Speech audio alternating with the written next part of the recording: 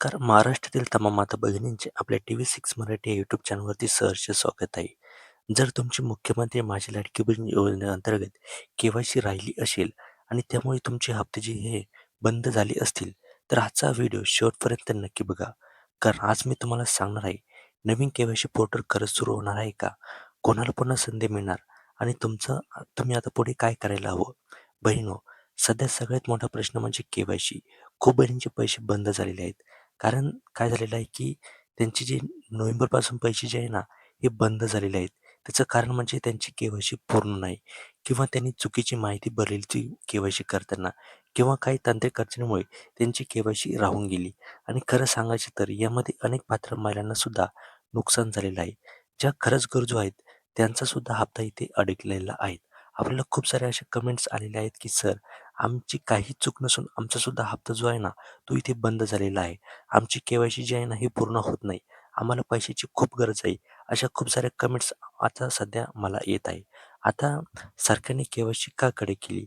आता तुम्हाला प्रश्न पडेल, की सरकारने एवढी कडक का के-वाय-सी केलेली आहेत? कारण काही लोकांनी या योजनेचा गैरवापर केलेला आहे. जेव्हा ही जी योजना आहे, ही सुरुवातीला सुरू झालेली होती, तेव्हा खूप साऱ्या पुरुषांनी सुद्धा यामध्ये याचा लाभ घेण्याचा प्रयत्न केलेला आहे. अपात्र महिला अर्ज करत होत्या. काही ठिकाणी पुरुषांनी सुद्धा याचा लाभ घेतलेला आहे. ज्या महिलांकडे चारचाकी आहे किंवा इन्कम टॅक्स भरतात त्या सुद्धा इथे लाभ घेत होत्या. म्हणून सरकारने आता हे व्हेरिफिकेशन जे आहे ना, हे सुरू केलेलं आहे. आता नवीन के-वाय-सी पोर्टलमध्ये बद्दल सध्या आता मुख्य मुद्दा म्हणजे सोशल मीडियावर आणि अनेक व्हिडिओमध्ये सांगितलं जाते, की मंगळवारपासून नवीन पोर्टल सुरू होणार आहे. पण इथे एक गोष्ट स्पष्ट समजून घ्या. अजूनपर्यंत अधिकृत जी आहे ते आलेला नाहीये. पण सरकार या विषयावर विचार करत आहे आणि नवीन पोर्टल येण्याची शक्यता इथे नक्की आहे. म्हणजे ही बातमी पूर्णपणे कन्फर्म नाही, पण स्ट्राँगली पॉसिबिलिटी आहे, की मंगळवारपासून ही जी के-वाय-सी आहे ना, ही सुरू होऊ शकते. आता किती महिलांची के-वाय-सी बाकी आहे? हा सुद्धा प्रश्न आपल्याला बऱ्याच महिलांनी विचारलेला आहे, की "सर, आमची तर के-वाय-सी राहिलेलीच आहे, परंतु अजून किती महिलांची के-वाय-सी बाकी आहे, हे सुद्धा तुम्ही आम्हाला सांगावं." तर तेव्हा रिपोर्ट आलेला नव्हता. न्यूजमध्ये कोणती बातमी इथे आलेली नव्हती. परंतु आता याचा डेटा जे आहे ना, हे इथे आलेला आहे. लाखो महिलांची के-वाय-सी अजून बाकी आहे. यामध्ये काहींनी के-वाय-सी केलीच नाही. दुसरी गोष्ट म्हणजे काहींची के-वाय-सी इनकम्प्लीट आहे आणि काहींची रिजेक्ट झालेली आहे. म्हणून सरकार प्रेशर वाढते, की पुन्हा एकदा संधी द्यावी.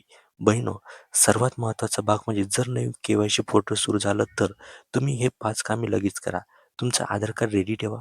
मोबाईल नंबर आधारला लिंक करावा आणि बँक अकाउंट ॲक्टिव्ह आहे का ते सुद्धा तुम्हाला इथे चेक करायचं आहे. तुमचं नाव, जन्मतारीख सेम ठेवा. सी सेवा केंद्रावर जाऊन तुम्ही के-वाय-सी करा. स्वतः चुकीचं भरू नका.